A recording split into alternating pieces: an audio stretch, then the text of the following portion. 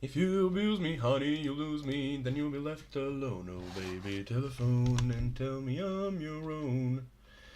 Hi, I'm Chucky, and it's the milk, man, the milk. You would not believe this, but no. To be more accurate, I. Resident Evil. I'm feeling. Does anyone have this experience where like you're perfectly comfortable with something, and then suddenly you just like you have to do it? I guess you have to perform, and it just suddenly like you feel like a boomer. Because I just had that moment of like, how do I press the start button? But yeah, this is by no means a commitment I'm making. I should clarify, I do not intend to, um, hmm. I've played through this with Jill before. I feel, hmm. I don't remember if she's supposed to be the easy mode or if Chris is supposed to be the easy mode.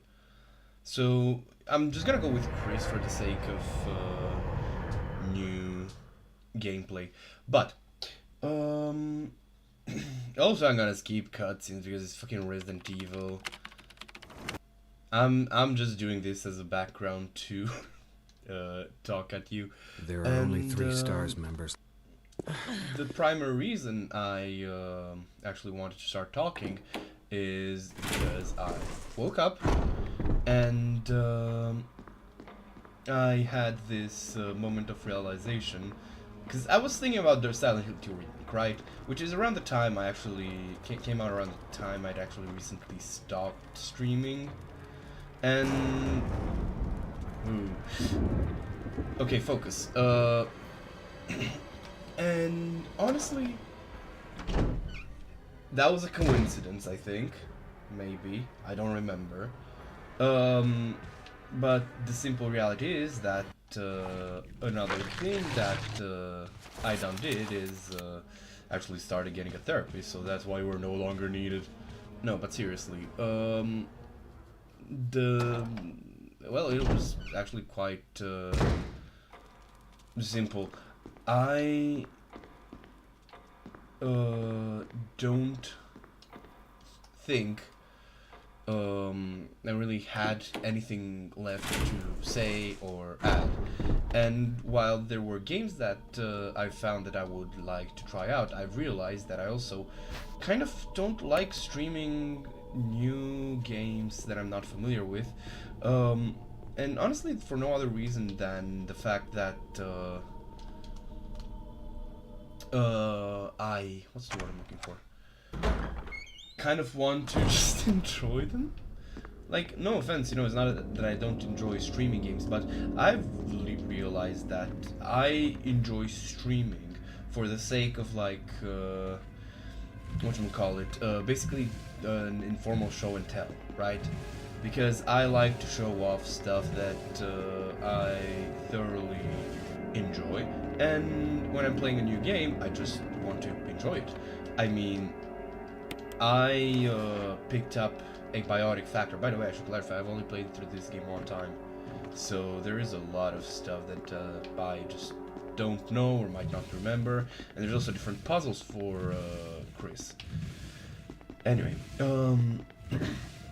so brain, work with me, please. So on that account, I just kind of realized that unless I have something important to like talk about actively, I'm just not going to, you know. All right, now let's see. Am I going to be able to actually bait this guy? Because I remember it being pretty difficult. Outside of getting the dagger, there is pretty much no reason to deal with him. Or should I just shoot him? Okay, let's try shooting him in the legs and see where that takes. I fucked up. And I also wasted ammo. The worst part is that I actually did stagger him. I was just not particularly primed to do this. particularly primed to just then, you know, run the hell away. Anyway, I'm trying to remember what order I gotta do things. Because like I've said, I only vaguely remember stuff. But, so Silent Hill 2's remake was one of those games that I was like extremely skeptical about. Actually, the trailer was like le bad, you know, and it's just, look, Silent Hill does not need a remake. It needs continuations, because you are not going to make your own Silent Hill with blackjack and hookers. You're just going to make a like inferior version of a, you know, fucking what do you call it? PT or Resident Evil 2's remake, which is, no, that would be very unfair to say about the. Oh dear, thank you. How the fuck did I not notice that? This thing is gonna come alive.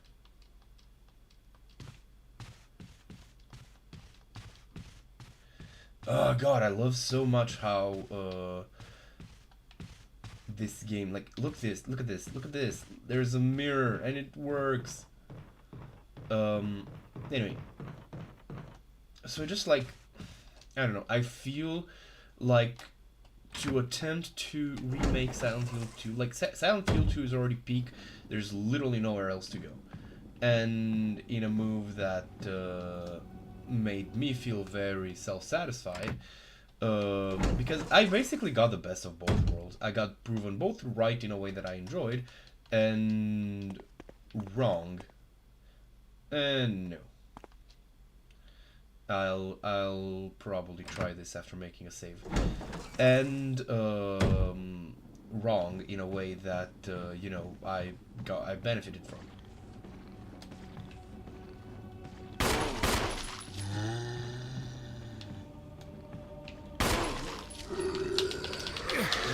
For fuck's sake.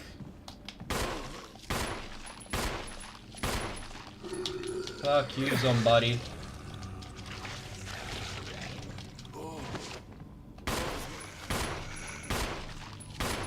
By the way, this is very bad. Oh shit, I think I'm actually dead. Because if I recall correctly, you can only get, yeah, 3 hits. God damn. Well, that's quite alright.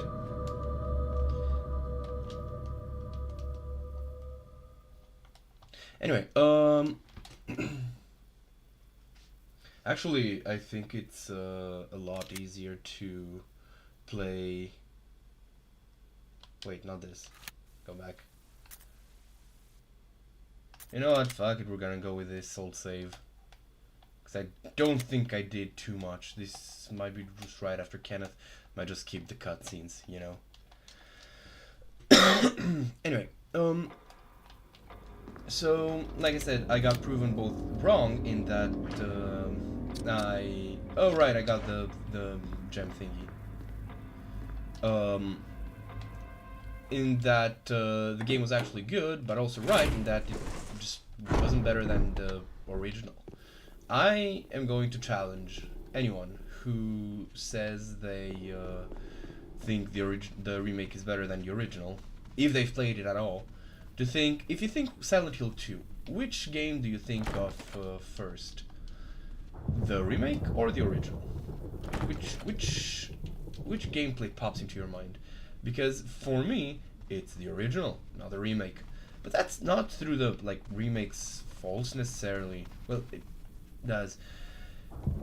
I'll get to the remake, to my kind of like riffing review of the Silent Hill 2 remake. But the raw gist of it is that I liked it well enough while playing it, but I will absolutely not ever replay it because holy fuck, it drags. It's good, but it drags. So the like primary thing holding back the remake is the simple fact that, well, it's a remake. It's already, you know, got something that it succeeds. And it succeeds it reasonably well as an experience, but it does not, like, the loss of the like cinematic camera is such a fucking drag. Hey, fuck you, buddy. This thing feels like it will. Oh, there we go. I was looking for this.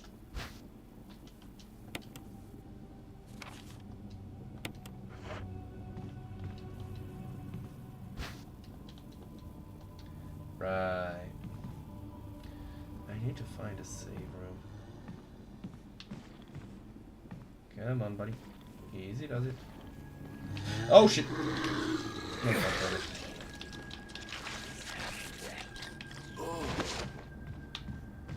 there we go. Don't tell me. Oh, there we go. Shortcut. Let's go. So, as I was saying. Oh dear, it's this place. It's this place. Mainly I think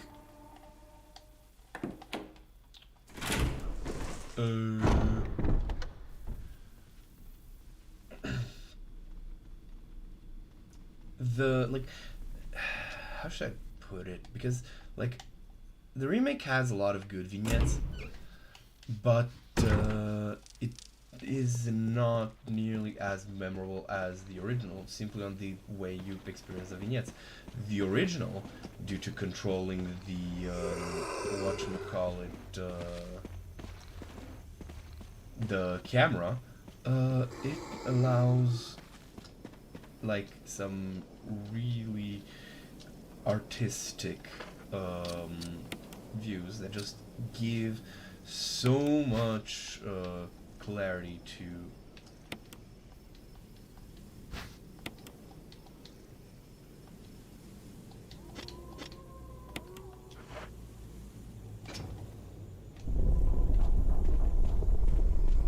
come on, easy does it. I remember this part so clearly because this part actually baffled me, because, you know, I came to this game from Silent Hill, so naturally I found it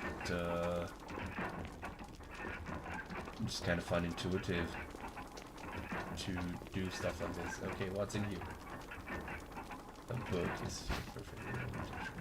Yes. Do you have anything to do with it? This is the part where I basically stop remembering stuff. Ah, there we go.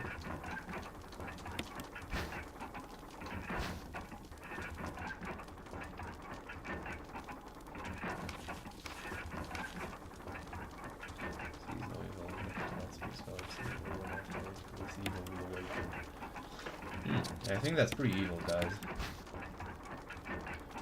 Whoop. Sword key. Okay. So, back on topic. But again, Silent Hill 2 is in its own ways, like, sure, it falls short to the original in some ways, but, oh dear. This is some people's argument for tag controls. This is my argument for a skill issue. On myself as well, not... I ain't no hypocrite, except when I am. So the remake is basically... I like the combat more. I like some of the reinterpretations more. I enjoy some of the puzzles, kind of. But the coin puzzle is just straight ass. Okay, I forgot. Wait, do I have on the map? How do I access the map? There we go. Does it say? I'm not sure. Well, anyway, you slice it. Honestly, I think I'm just waffling on at this point, so let's just let me just get into it real quick. So, the Silent Hill 2 remake. I remember when I first played it, I had some performance issues.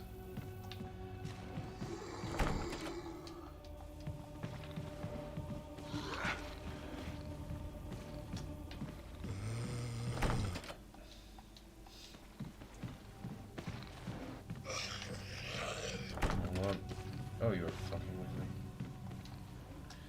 There we go.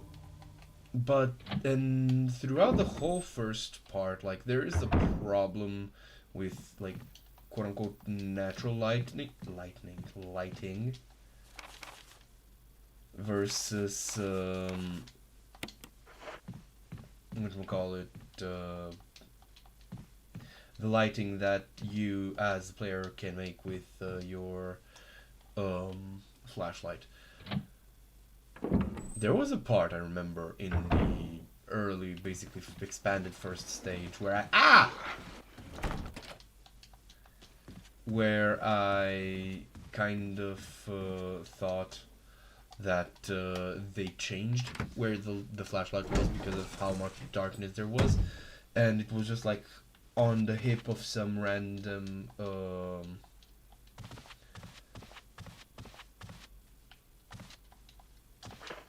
whatchamacallit, lying figure, because like the way it glistened was just that misleading, that's the word. I genuinely thought for a brief second that, oh wait, there should be a, oh dear, oh dear, oh dear, oh dear, there we go. There should be a save room down here, right? Go away, thank you. There we go. So, brain work with me. That honestly was just straight up confusing. There we go. Why do I have these?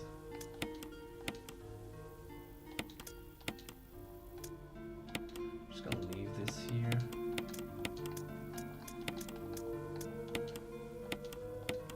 Let me just save real quick. Pick this up. Fuel canteen. That's a flask, not a canteen. What the fuck?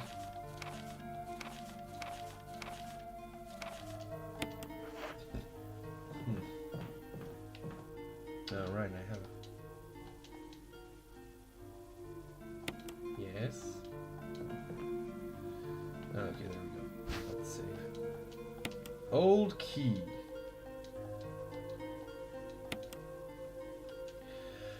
Brain work. So, about about the remake. I think I've rambled on about it. I've rambled about it long enough that you can reasonably expect me to just start whatchamacallit, actually talking about the fucking game itself. So, you need to die.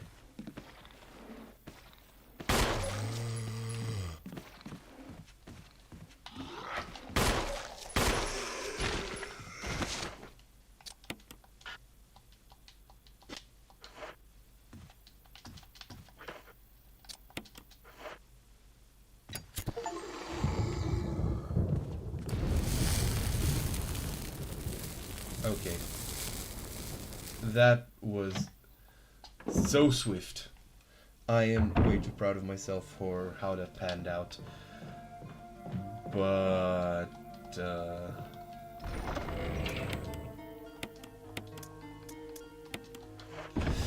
I'm not wasting an increment for that. Anyway, I'll just have to take care not to die. Yay.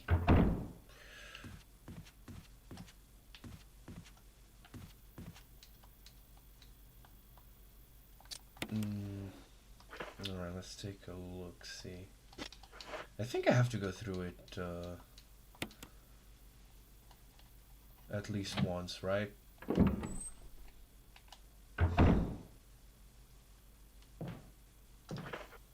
on, let me see. Where am I?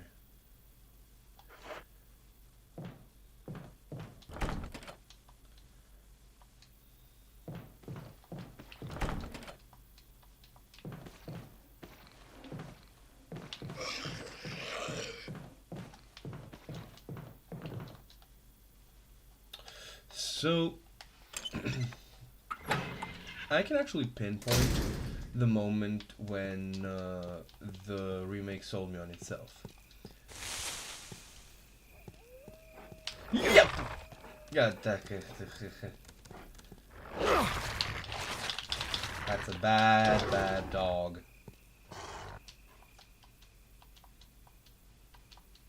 That if I ever do. Okay, so I need to get the masks and.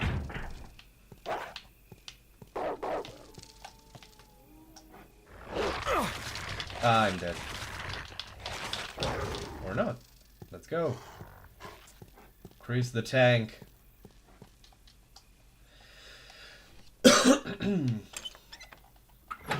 And that was actually when I got into the first fight. Now, Silent Hill has never... Okay, I ran literally straight into that. Silent Hill has never been a combat-focused game, and when it was awful. But in the remake, they up and went to kind of focus on it in a way.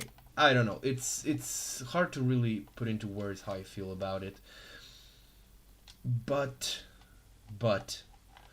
the simple fact that they managed to make combat the main focus of fucking Silent Hill as like a means of gameplay, because combat is the main focus. It's not exploration. It's not nothing. Like there's a literal part later on that is basically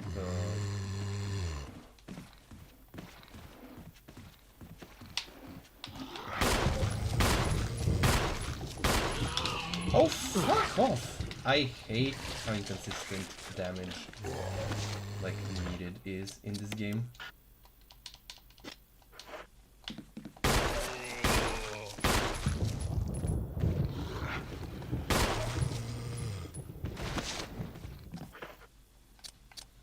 I emptied literally half my... Oh, fuck you, buddy. What I'm doing here is like a bad idea. But I'm not wasting another bullet. It's either back to spawn or... well, this. I'm not a good... I'm not good at playing this. I'm realizing it's been so long. To be fair though, again, I'm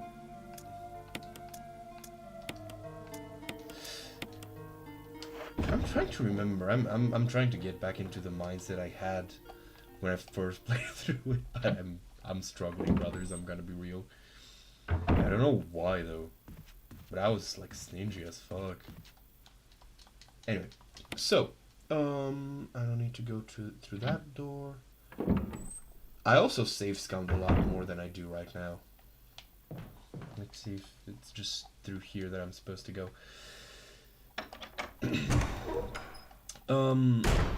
The reason why combat was so like impressive to me when I played through the remake was because I found my... Oh, no. Wait, actually, I just don't need to take the shotgun. I need to find a model of it. As I was saying, so I found myself, like, while fighting one of the lying figures with the pipe, like, clenching my teeth, like gritting my teeth in like tension. That's good. That's a good survival horror combat system. Now with the mannequins new and improved trollishness, that I can take or leave, but the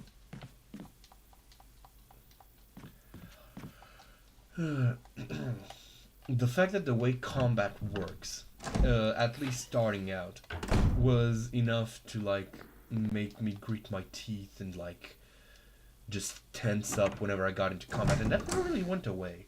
Like I was in the hospital, and I was still being caught off guard by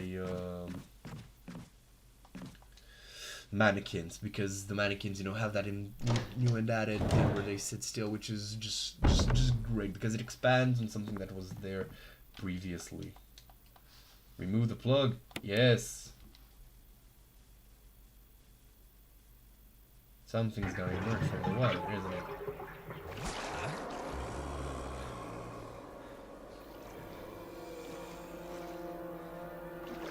That guy must like smell so fucking bad.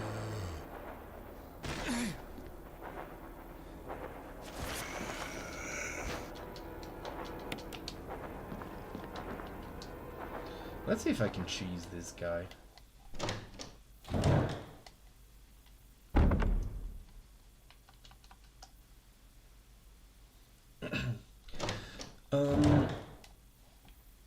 Now, audible. Hey, no. Let's just keep coming in and out and see how I can, if I can find out what's in there. What's in the corner, not the box. Nope. Ah, fuck off.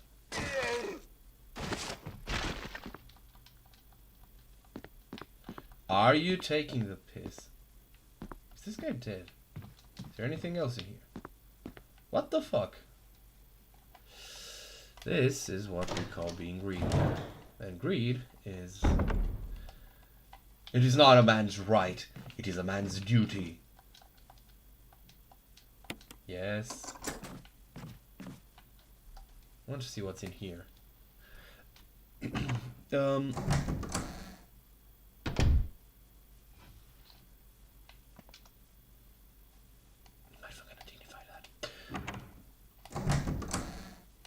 I'm just gonna go, yeah, I'm gonna try and focus because, like I said, I'm beginning to realize just how bad I am at recording with my own. Or maybe it's just been a while, I don't know. But, for fuck's sake. They're gonna jump, aren't they? Let's see how I'm doing for stuff.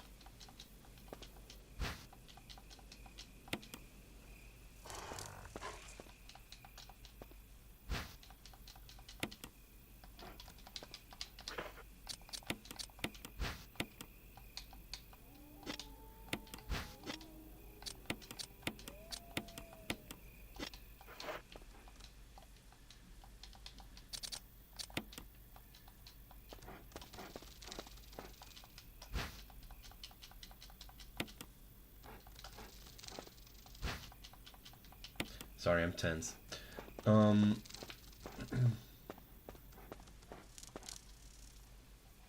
But, as I was saying, so... I think I've triggered the flag for the jump scare now. But alas. The first area, I'm just gonna start climbing up.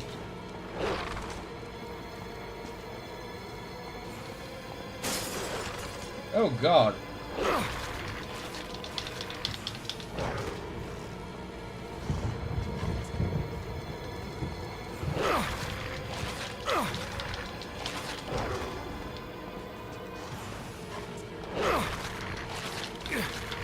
I was expecting him to jump.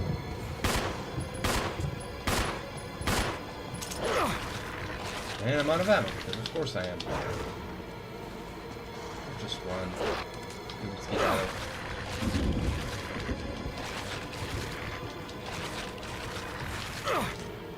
Oh, for fuck's sake.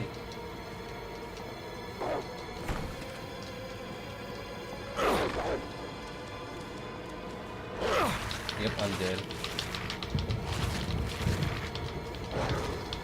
Or not.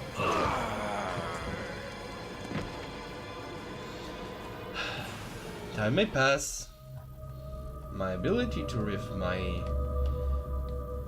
diminish. But what seems to not ever diminish is my ability to just screw myself over with just saying one word.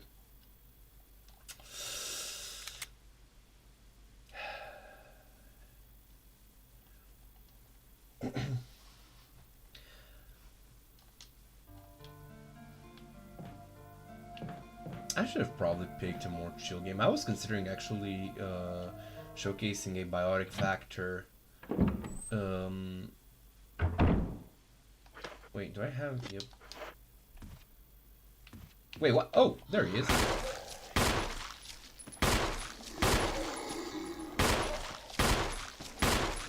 Oh!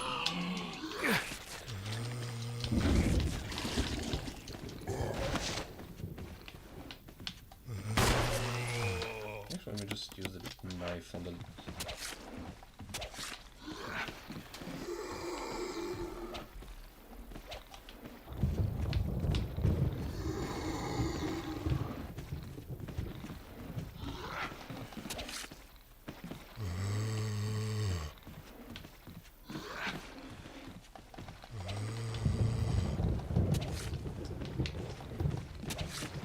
No! I'm dead. For fuck's sake. Of course, the moment I dispatch him so swiftly is just the first one when I'm most likely to not get killed and lose it.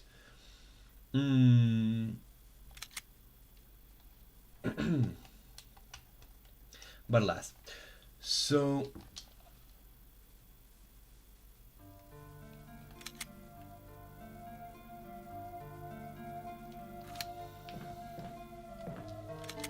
come on, brain, work with me.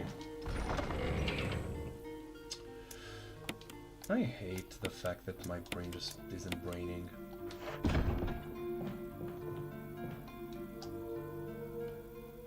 So should I keep trying to talk about Silent Hill 2, or should I just give the...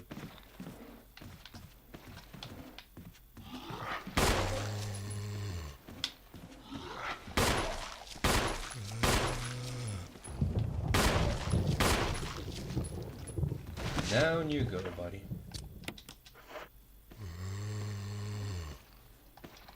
Okay then.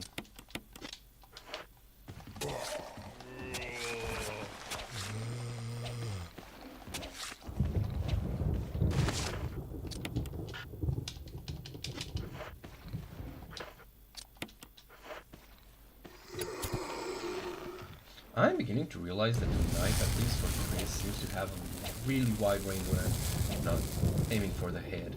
And considering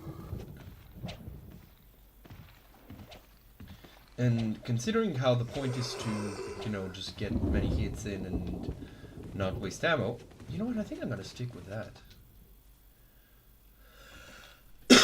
At least for, you know, in reasonably wide places, I'll try to use it to kill the enemies and save a lot on ammo. Because I remember with Jill that I basically, like, if I wasn't smacking them atop the head, it was pretty much pointless. Maybe it was just me being dumb back then. But,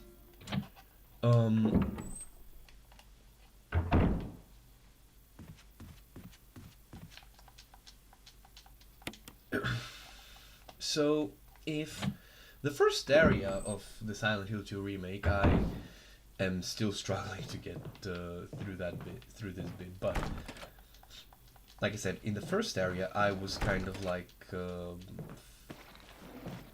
you know, fucking with it like on a technical level, you know, gameplay wise and all that stuff. It was actually in the apartment where I realized, okay, yeah, this game is actually kind of spooky, and in a good way. And it, ring around the roses. I wonder if he's like down. Let's see. Oh yeah. Wow. Okay, not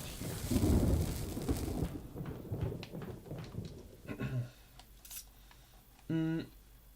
It also kind of foreshadowed the game's problem, because the recorder puzzle is fine. When you need to like find the two halves, you need to go to the like disc fixing room, disc fixing shop to well, you know, get the two halves merged. But and you need to like get, I think, a transistor or something else, you know, to make the thing work. That's all nice and good, you know. It's pretty simple, pretty logical, non-moon logic at all, and also like, you know, stuff you can find through thorough investigation. However,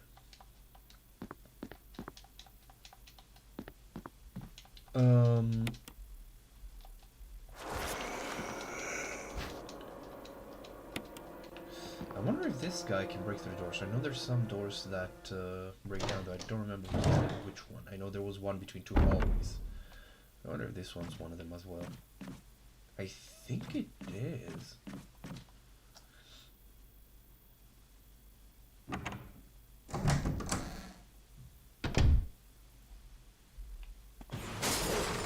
Why? What the fuck?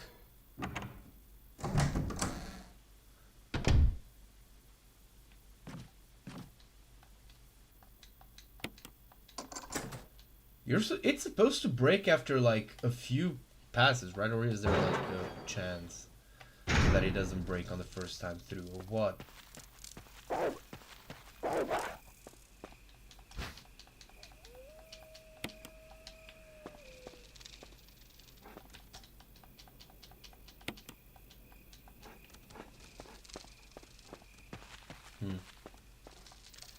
Because after that, I tried to, you know, use it. I tried to play it, and great load of nothing. And I was asking myself, right, what the fuck is going on? Why? And well, yep, that makes sense. That would have been too easy. Otherwise, oh wait, that's the pancake room. I think I'm slowly getting back into the swing of things.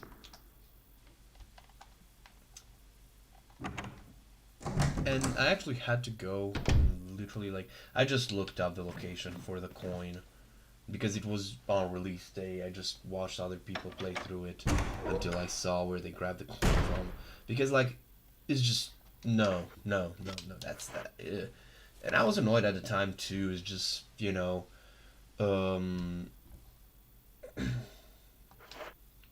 back then it was a matter of where. Oh fuck, it's this place. I love how this game just doesn't let me be comfortable. Like, I had grown like somewhat confident in my ability to play around enemies before it, and now it starts pushing them through doors to follow me. Because of course it fucking does. Come on, little buddy.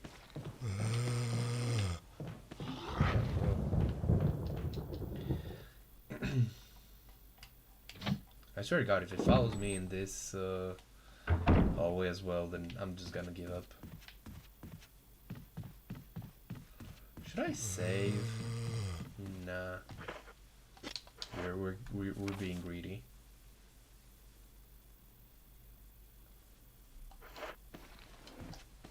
the way? Yeah. Oh, fuck off.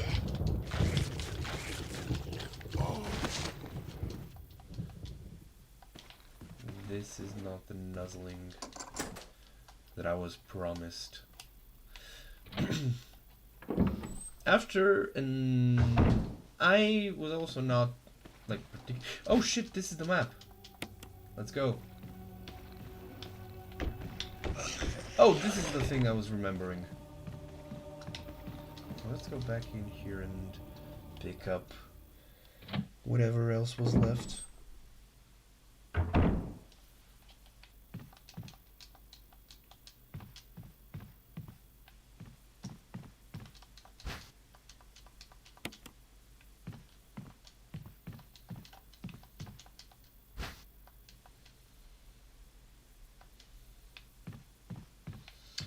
Oh dear.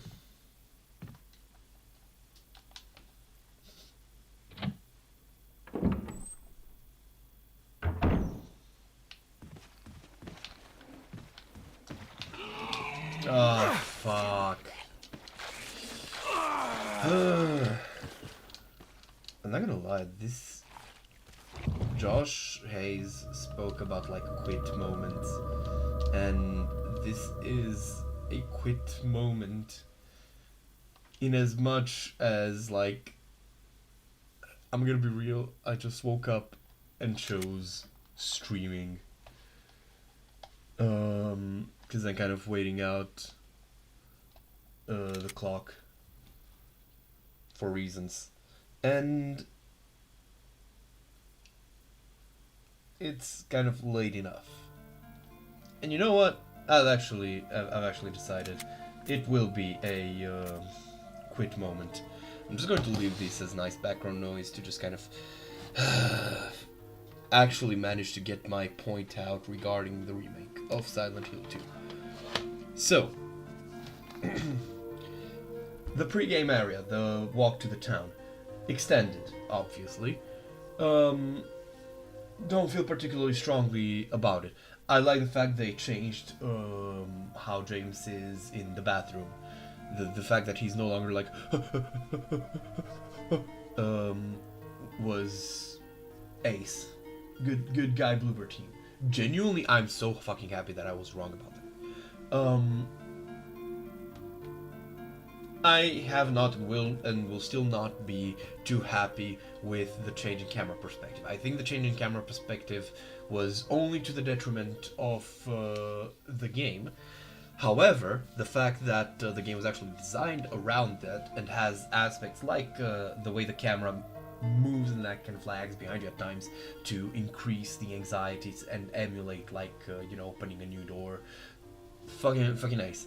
The fact that mannequins hide around the area, I was never quite comfortable with it. Like at start they would constantly jump scare me, but even later on when I would like be quick on the trigger enough to just dodge out of their like wake attack? I don't know what to call it, but the attack they make immediately when they come out. Again, fucking nice. The first area, getting into combat, I loved the fact that we were forced to kind of spend more time on the streets, but I didn't. This was pretty much the only extension I did like because, well, I'll get to it. I did not like the jukebox puzzle after like just the last coin step is such a minor thing that can be easily missed in such a wide area to explore that I just think it should have been skipped. The scavenging aspect works kind of, but I do have to admit that I am very nostalgic for just stuff lying around on the ground for no good reason. God, I wish I could go back when I first played Silent Hill 1.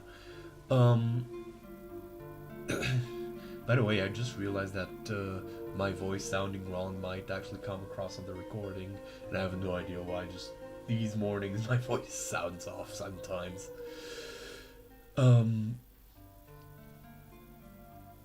The sequence at the end, the set piece at the end where it's like the wind is howling and there's like all the monsters there and I have to run to the Wood Creek apartments. Again, not a particularly big fan of that. However, I won't begrudge it, basically. It's fine. The Wood Creek apartments were where I feel like the atmosphere of the game kind of what's the word I'm looking for? Completes itself. Comes into itself. There we go. Because that area just felt haunted and dilapidated and just wonderful. The nightmare area, I did not like the coin puzzle and how it panned out. It again was another example of the story insisting upon itself. Sorry, the game insisting upon it. But no, seriously, it just was bloated for no real reason. And kind of extended something that was just a minor side piece into like a main attraction, quote unquote. And it just, I don't know, I didn't much like that. I can't put it any other way. And that kind of foreshadowed the fact that the whole game would kind of pan into itself like that. Which, actually, thinking about it, it might be more like the original, like the first Silent Hill than the second one, because in one we also, more than in two, I feel, we had bits where we'd have to go around and like complete smaller puzzles to like find parts of a bigger central puzzle. But again, that happened like 2 times, right? And even then it was still low key. You didn't have this like, oh, this thing and it's covered in a sheet and it's like pulled off and it's like this ornate piece. It was just there, which I don't know, I prefer, simply for the fact that it does not feel like it's trying to get a reaction out of me so hard, right? The puzzle itself was kind of fine. The fact that I had to brute force one of the stages wasn't. I played on the hardest puzzle difficulty. I also like the chalk room puzzle. Like there's this room and you need to like find numbers in it and stuff, and you have like this poem and you just have to find the fucking decals placed around the room, like 3 decals, and just no. I like the clock hand puzzles, the way that was expanded on. I think that was a good example of how to expand things. The foreshadowing before Pyramid Head's appearance, decent, but again, overwrought. I can say the same thing for the Otherworld. The second game's Otherworld should be the kind of place where you're not even sure you're in the Otherworld. Not like the first game's Otherworld, which is what this game's Otherworld kind of plays out like. And thinking about it now, it also kind of impacts my hype for the inevitable remake of the first Silent Hill, also by Bloober Team, because there's very good odds that that game's Otherworld will feel like this game's. Though who knows, they might change that world's design as well. And if that happens and it's a good design, then I'll be the first in line to give them props. The boss fight against Pyramid Head, kind of didn't like it. The whole like Pyramid Head throwing a shit fit in the middle of the fight, and there's like steam whistling out of valves and pipe elbows and such. Not a big fan. Not a big fan. It felt too video gamey. But again, the moment-to-moment experience, pretty fucking terrifying actually. So again, like, every time I need to get from A to B and I need to just navigate an area, the game is fucking great. But the problem is, it's the set pieces that remain in my mind, and the set pieces are not great. There is one that I did like, but I'll get to it. The second stage where you go through the streets again, it's a bit expanded, and I'm fine with it. I enjoyed exploring around well enough. Though I do have to say the motel puzzle with like code that was kind of ass. Not a fan of that. And the whole joke about Maria pulling out, her old outfit and going like, "Hey, do you think I look good in this one?" I know you're trying to be cute, devs, but it just kind of fell flat. Not one way or the other. They don't feel particularly strong one way or the other. With I'll talk about the characters later on. The hospital, again, I like the parts where I was exploring around. I was in the basement where I was looking for things and trying to figure out how to navigate the area. Didn't quite like the beginning part as much. It felt too kind of peaceful, right? And didn't... I know the whole point was to, like, later on feel that it's stripped from me, but it just didn't really hit, and I can't really explain why. I just think is the fact that, like, you step inside and you know that this is false, and that's what's gonna happen, and it just doesn't work. It's not like, for example, if Majula from Dark Souls 2 would suddenly like start to grow corrupted by the abyss, right? Like that would like fuck with some heads. But the hospital is just like you're waiting for the other shoe to drop, and it doesn't like particularly do that. And it also like doesn't drop hard enough. It's just like, oh, suddenly it's night and it's raining. Okay, cool. It's actually a pretty nice ambience, to be honest. The lockbox puzzle was the second kind of set piece puzzle where you like pull the drape off of something, and it like reveals the puzzle that you will be working around. Like it has these three chains that, to my mind, brought the idea of an umbilical cord, which I'm not really sure if it was the symbolism was there or I'm just imagining it, but it was a thing, and I was just fine with it. Didn't care for it particularly one way or another, honestly. The like chains symbolism, if it's there, because like I think I'm imagining it though. But the problem is that whole like they took the idea of like this over-designed lockbox trying to like keep away something, and you like work to open it and stuff, and then it's like some underwhelming when you open it. But instead of a hair which works to characterize, because it's implied that that lockbox is a reflection of like an obsessive patient that is like fixated on this woman, which kind of in turn also foreshadows James' situation. It's just kind of like, oh, it's empty and the door opens on its own. What? Like, what? They didn't even take out the puzzle that the hair strand was a solution for. They just changed it to a medical IV tube. Not even sure if it's an IV tube. I don't know what because it was big and thick.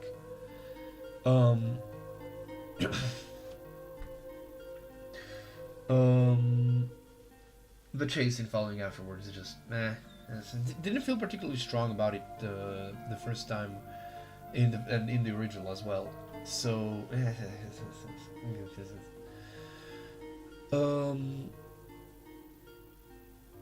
the third part was just on the streets was that's when I started to feel the game dragging. But all in service to the to reaching the historical society. Now, this is where my memory starts to grow kind of fuzzy, because they started to kind of push through the game to finish it. But I remember, like, the prison, it was an alright area. I liked it quite a bit, that it focused a lot on combat. Like, the enemies were very aggressive, and there were many of them, and there was a lot of, like, encounters and stuff. It was good. I actually liked it a fair bit. What I didn't like, however, was the nowhere kind of area that you go into after the prison. Like, the prison is the point where I feel like the game expanding on something and making it more grandiose worked, with the hanging man puzzle mixed with the plate puzzle. That felt appropriate. I feel like that. I can't really explain it. I don't really like the fact that if I fail, like if I choose the wrong target, I'm just kind of like fucking dropped down and shoot into an enemy area. But it does work, because in the original as well, whenever you choose news, if you choose the wrong news, you would have a light figure respawn. Something that actually wore quite a lot on my mental. Because it's just there again and again every time I killed it. Lastly, so like I said, the nowhere area, I didn't really like it. What I did like was the big kind of navigational cube that also mixed in the six-sided room. That was good. I liked that bit because we just kept coming back to it again and again and again and again, and it was actually a bit of a mechanic that one had to master, and that was good, because I almost thought I had understood how to use it by the end of the run. Also, the whole barrier of things bit was great, and the fact that it references the myth where if you turn off your flashlight and use the great knife, the enemies will run from you thinking you're a pyramid head. That was just that was good. I liked it. I also liked the visual of it because it just felt incomprehensible. So that again, that was good. The fact that you don't get to keep the great knife, again, it's a good change for the changes that the game had made, because it kind of turned the game into a bit of a progression with your melee, because it does make sense, because your melee doesn't really change, so it doesn't make sense to lug around all of the melee options. So you just had the wooden plank, and then the metal pipe once you get it, and it's just a straight up upgrade, and that's good. Would have been cool if you would have had some new option. Parries might have been a bit much, but even just making James more resilient to physical damage and showing him using it to push enemies away from him, I guess, or more resilient to grabs. What else? Lastly, the hotel. It was fine. Honestly, kind of liked it less than the original. Felt significantly less spooky, but the fact we lost the abstract daddies is not something I'm going to weep, because honestly, it did feel quite lazy.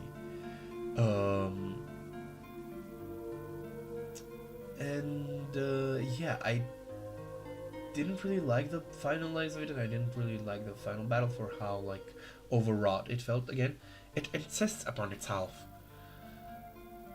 The fight with the pyramid heads was fine. I think it was pretty much unchanged from the original. If I maybe some balance changes, but that's about it. So yeah. Now about the enemies, which is where I'll talk about the boss battles. So Lion Fears are pretty much the same. They did get a grab attack, I think. I'm actually slowly starting to lose my, but I think they did get a grab attack in reference to their grab attack from Origins. Um, they're decent. They're good as starting enemies, and the way they react to you just wailing on them is just, oh god, it makes the combat so gritty. Just sputtering backwards, like spewing acid while being hit, in a way that just feels like when you're fighting someone and you're winning and they're just kind of like flailing because they're still trying to strike at you and get like maybe a lucky hit off, or it's just like instinctual self-defense, but they just swing widely and not as effectively. That was great. The mannequins, love them, love what they did with them. Though I'm kind of partial to the fact that combat kind of gets a rhythm later on. Like I was in a bit of a zone. I'm not too sure about that aspect, but it did feel like I had earned it in a way that made me feel good about the game itself. The creepers are just still there. They're much more of just like a spooky beat of set dressing that just sets you on edge rather than an actual like enemy, and I'm fine with that.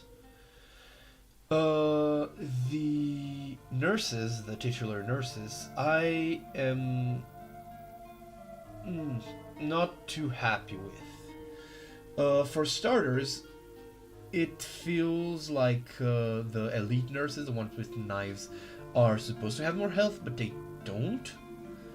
For another, just they're okay as a means of like draining out your ammo, because it is far more effective to just blast them up than to fight them in melee, especially if there is more enemies around.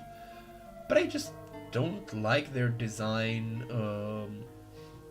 being kind of toned down.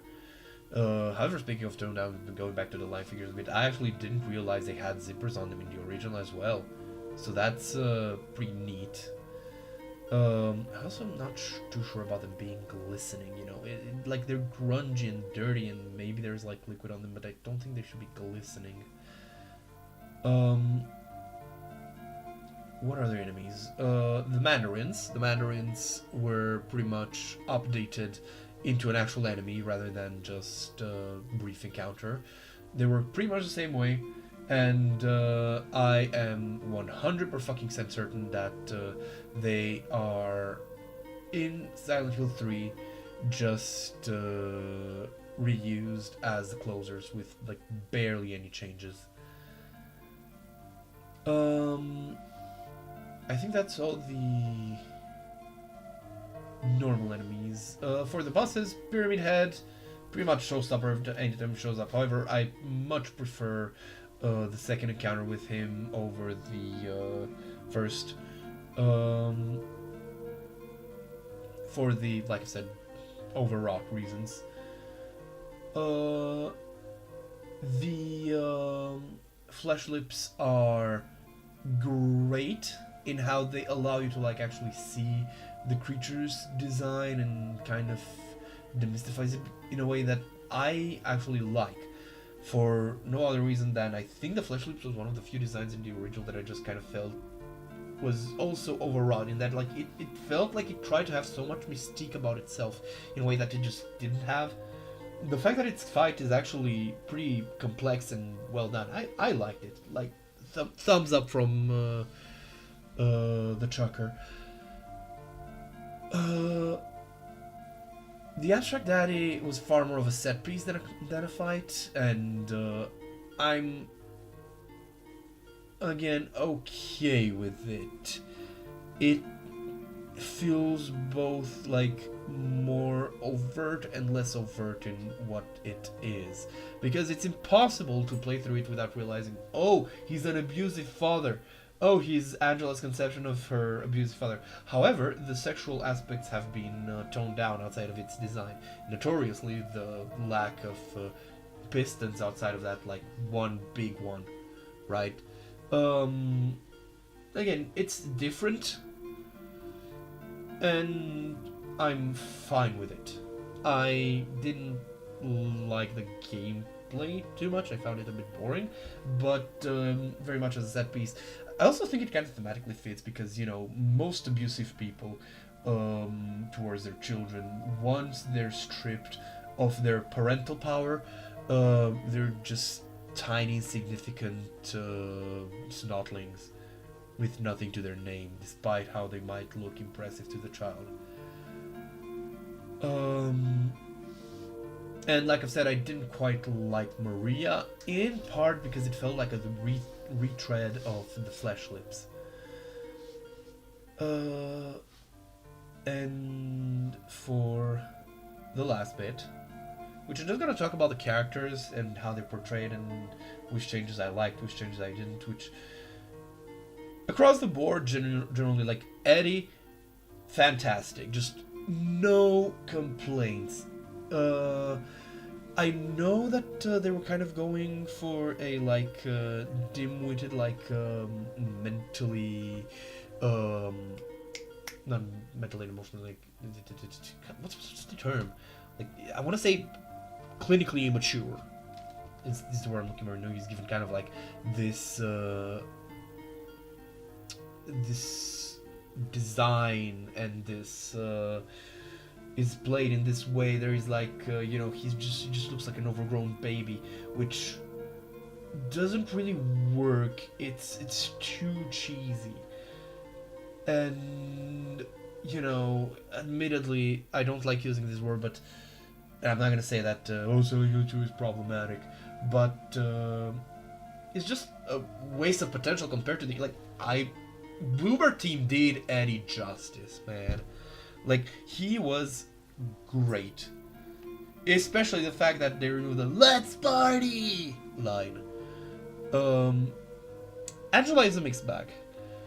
I like her design. I really think like that her design, the drama around her design was just overblown. Honestly, both ways I feel like, but there was drama. There were people who were complaining about it. And it's not like I don't understand why they were testy about changes like that. I just feel like instead of, you know, just going, okay, yeah, we overreacted, this isn't that awful. It's still bad in general, but it's not the design, the general like tendency to make women like, I don't want to say unattractive necessarily, but like butch. You know, but again, for Angela, it doesn't really seem like the case because, especially like her eyes are made to be so gentle, so feminine, that it can't be a change made for like you can't call it a change made for. I'm drawing a blank on the word, but politically motivated, right? It was just a change in design that they felt worked better, and I kind of agree. Admittedly, I do think her jawline is a bit goofy, but it is what it is, right? But I do have to say that, actually, thinking about it, one problem that I do actually have is her skin looked kind of doughy, like literally lower res. I can't wait to be called a Coomer for that one, because yeah, apparently just being critical of the design is enough to be a Coomer, you know, like, we can't go like, hey, this design, like, again, it's not awful, I liked it for the most part, but there are problems with it, right? It's not perfect. However, story-wise, what's there is pretty much left as in canon. However, the scene, the one added scene, like Eddie's added additional scene, which is not precisely additional, is just kind of changed, was great.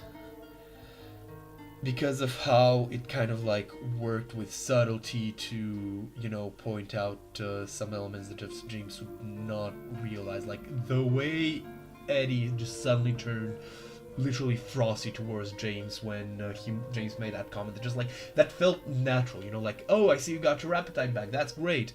Which, you know, genuinely for someone who wasn't well, getting their appetite back is a good thing, no matter if they're the fattest fuck on the planet or the skinniest twig to ever exist.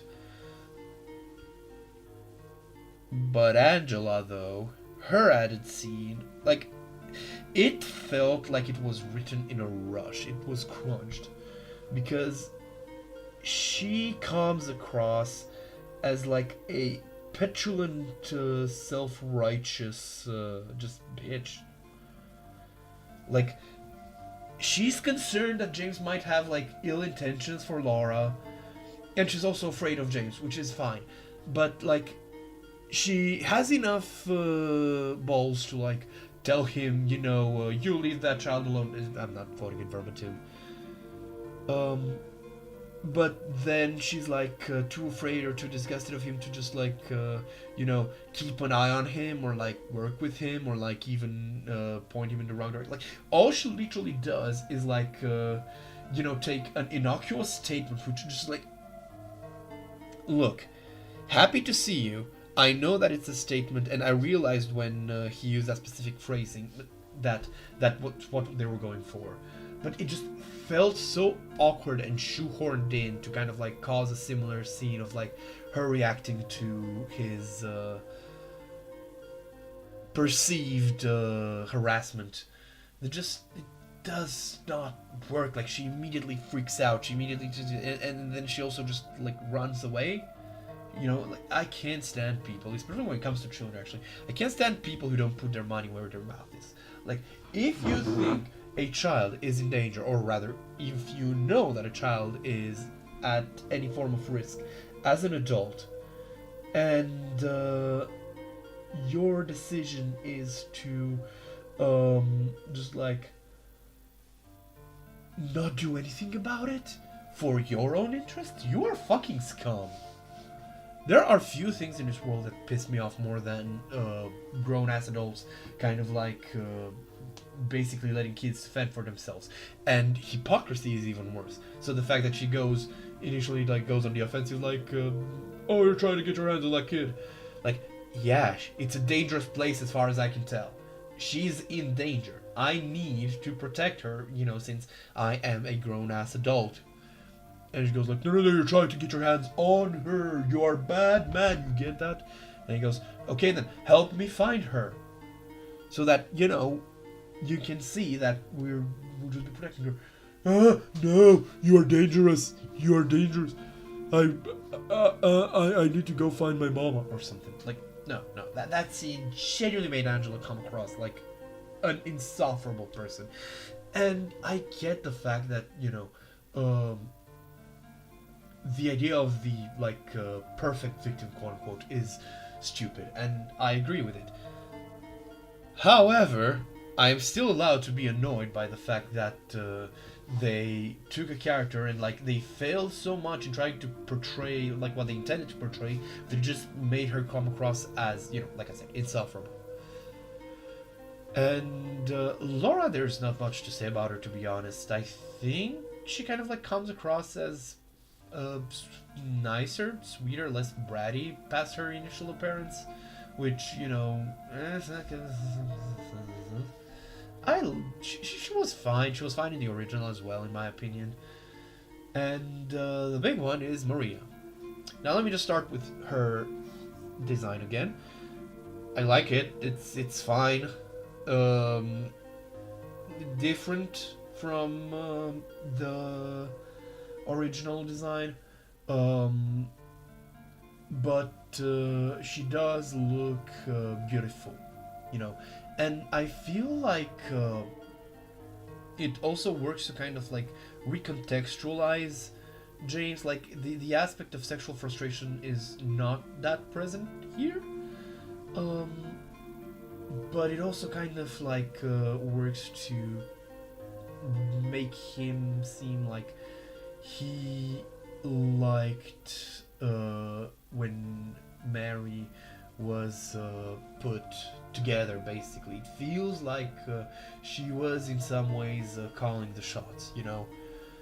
Um, it's an interesting change, and again, like I said, she still looks gorgeous. So yeah, this is different, not precisely better, not all that worse. But her personality, though. The points where she's supposed to be sweet and nice and, comforting to James and, the Siren song, those are all still there and they're good, great even. But he all knew it was coming. Her moments of venom are just toned so much down that it just doesn't feel impactful anymore when she switches to them. It just doesn't feel like she is, suddenly like revealing her true colors or anything. It just she just like, okay, instead of the like ice cold water down your spine that they were in the original. So that's not good. That's just, I think, story-wise, Maria is pretty much the only straight downgrade in the remake. And yeah, I think that pretty much covers all of the bases. One last thing I want to add. I'm so angry with the fans, man. Like, Bloober Team put in this really nice little Easter egg that if you deciphered it, rather when deciphered, because you individually are probably not gonna decipher it, will spell out you've been here for the last 10 years or something like that. 20, sorry. Or 2 decades or whatever. Which is a, nice little cheeky reference to the fact that the old game released, 2 decades ago.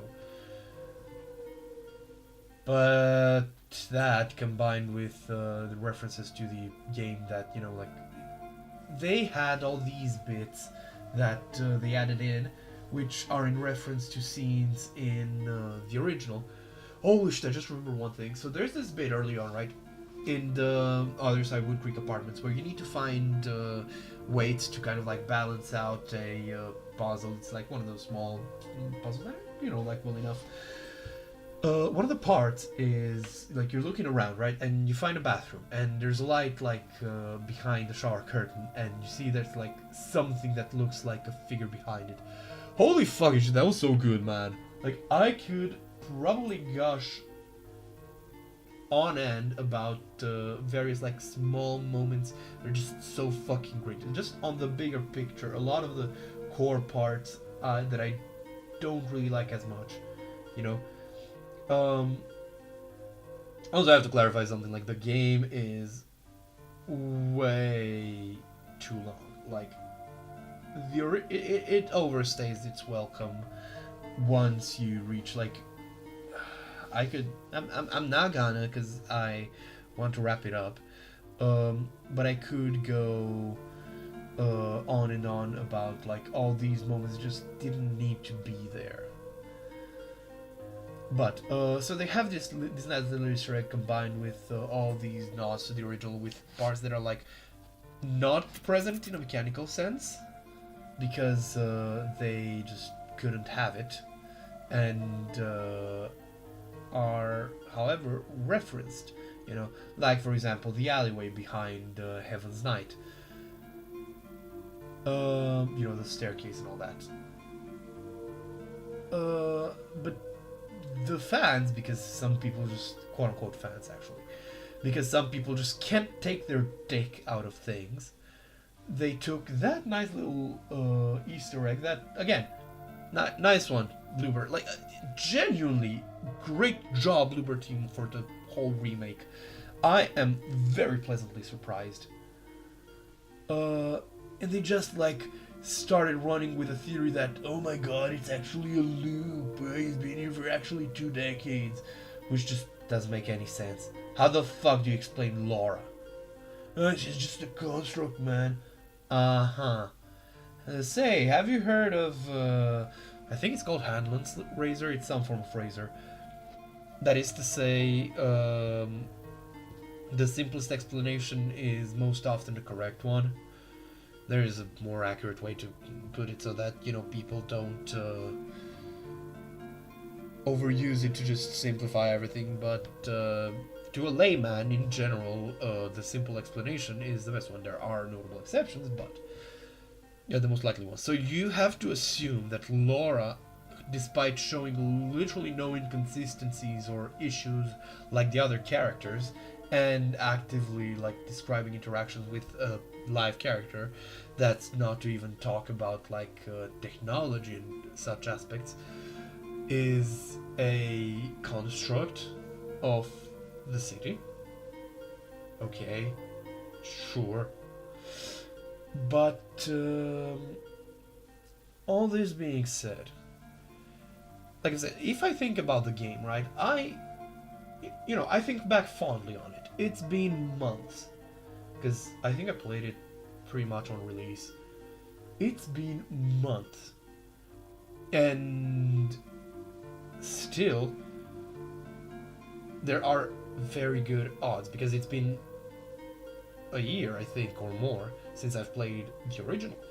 But there's still a very good chance that if I think back on it, I'd rather have images from the original come up to mind than those from the remake, which I think just points to what I've kept saying, is that the remake is great when you've either played the original or when you play the original afterwards.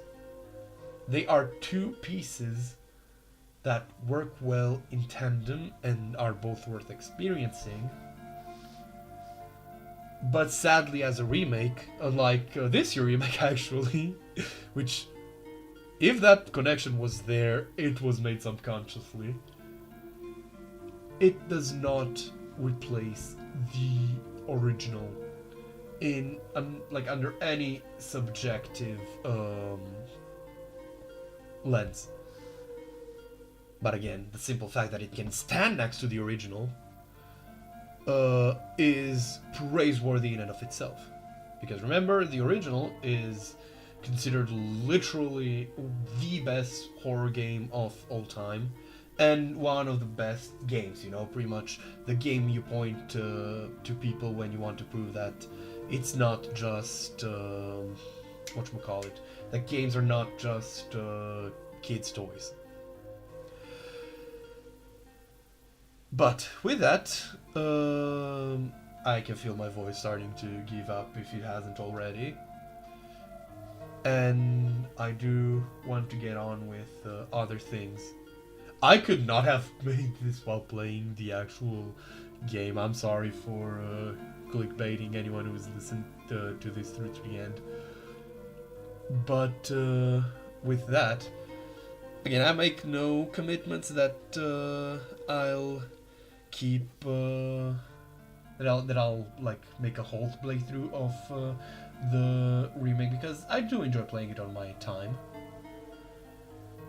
But it's been nice to be back, and see ya whenever, if at all.